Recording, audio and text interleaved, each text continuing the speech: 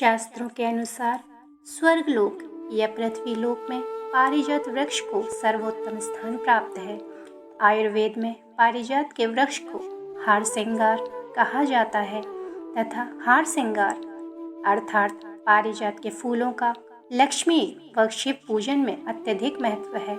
इस पेड़ के नीचे बैठने से पल भर में थकान दूर हो जाती है।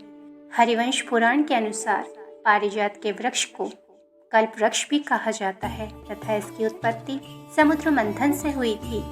इस वृक्ष को देवराज इंद्र स्वर्गलोक ले गए थे। इसे छूने का अधिकार मात्र उर्वशी नामक अप्सरा को था। इससे उर्वशी की सारी थकान दूर हो जाती थी।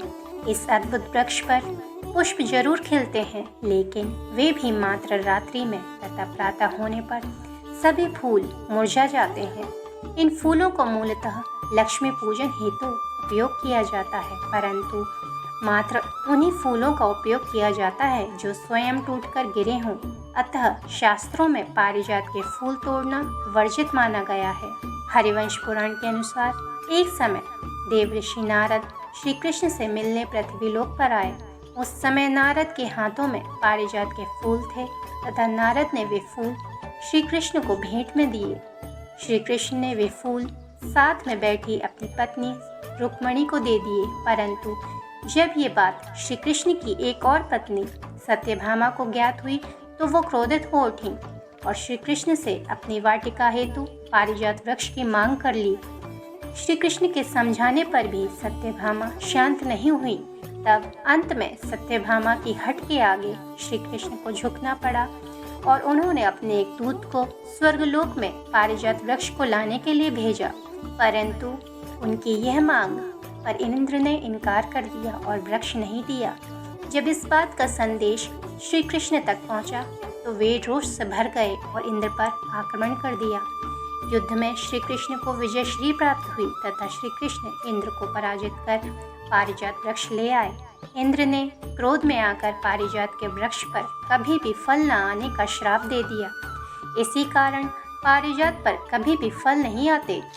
उनके वचनों के अनुसार श्री कृष्ण ने पारिजात को लाकर सत्यभामा की वाटिका में लगवा दिया, परंतु सत्यभामा को सबक सिखाते हुए कुछ ऐसा किया कि रात्रि में पारिजात पर फूल तो उगते थे, परंतु वे उनकी प्रिय पत्नी रुक्मणी की वाटिका में ही गिरते थे। अतः आज भी जब इस वृक्ष के पुष्प झड़ते हैं तो पेड़ से काफ़ी दूर जाकर गिरते हैं। ऐसा भी कहा जाता है कि देवी सत्यभामा को देवलोक से देव माता अदिति ने चिर यौवन का आशीर्वाद दिया था, लेकिन पारिजात पुष्प के प्रभाव से देवी रुक्मणी भी चिर यौवन हो गई थीं, जिसे जानकर सत्यभामा क्रोधित हो गईं और श्री कृष्ण से पारिजात वृक्ष लाने की जिद करने लगी। इसके बाद ही श्री कृष्ण को पारिजात धरती पर लाना पड़ा था। भगवान श्री कृष्ण द्वारा लाया गया पारिजात का वृक्ष आज भी धरती पर मौजूद है। उत्तर प्रदेश के बाराबंकी जिले में मुख्यालय से करीब 38 किलोमीटर दूर पूर्व में स्थित किंतूर गांव है। इसी गांव में वह पारिजात वृक्ष है जिसके बारे में कहा जाता है कि इसे कान्हा स्वर्ग से धरती पर लाए थे और गुजरात राज्य के द्वारिका में स्थापित किया।